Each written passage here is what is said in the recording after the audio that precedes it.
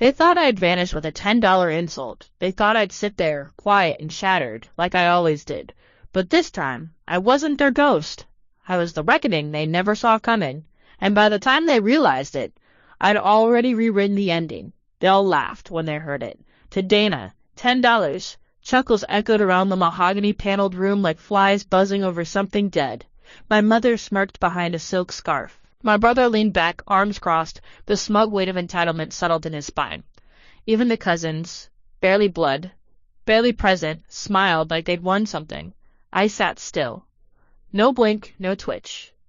I just stared at the lawyer, Mr. Creel, as he cleared his throat and adjusted his glasses. Actually, there's a private letter just for Dana. And then silence. That kind of silence where the walls leaned in to listen. My father always said I was too sensitive, too quiet, too soft. But he called it love back then. I was his shadow, the one who fetched his tea, learned the names of his clients, memorized his calendar. I learned to tiptoe through his moods, clean up his messes, smile through the cold. When I told him I wanted to be a writer, he said, write something worth reading, or don't waste the ink. I did both. He never read any of it. The betrayal wasn't loud.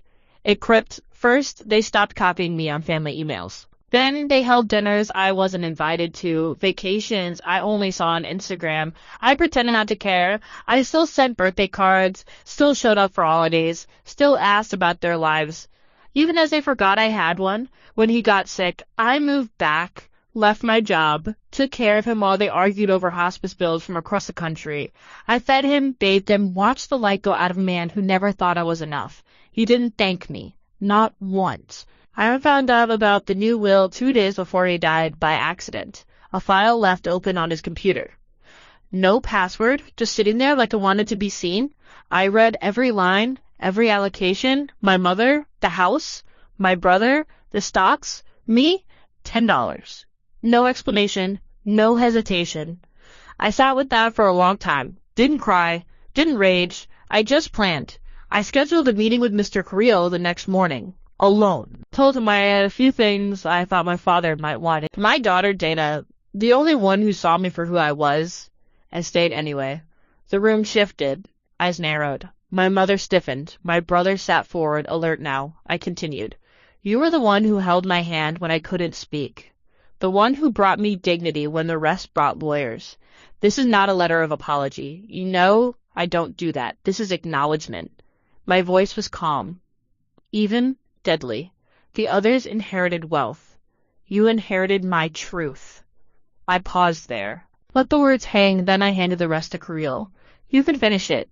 He read the legal additions aloud. A second trust, private, irrevocable, left in my name, set up 2 months before my father died, valued at $3.1 million. I didn't blink, but the silence around me cracked like glass under pressure. My brother's face turned the shade of ash. My mother's lips parted, but no words came. This can be right, she whispered. Carl nodded politely. He left video instructions as well, dated and time-stamped. I didn't need to see it. I knew what he said, because I wrote it. Did I lie? No. I reminded him of the times he let my brother steal from the family account and called it a mistake, of the bruises he didn't ask about when my mother tripped me into the coffee table, of the years I spent erasing their chaos, only to be erased in return. He read every word twice, then signed. They looked at me like I'd stabbed them, but I didn't. I just buried the knife they'd left in my back, right between their ribs. I left the room without a word, didn't gloat, didn't linger, let them sit in the wreckage of assumptions they'd built like cathedrals, let them wonder how long I'd been planning. Truth is longer than they'll ever know. I live by the coast now, right? Full time. No one knows my address. I don't check their messages, don't return their calls. Silence, I found, is better than revenge. But silence after revenge? That's peace. That's justice. That's mine.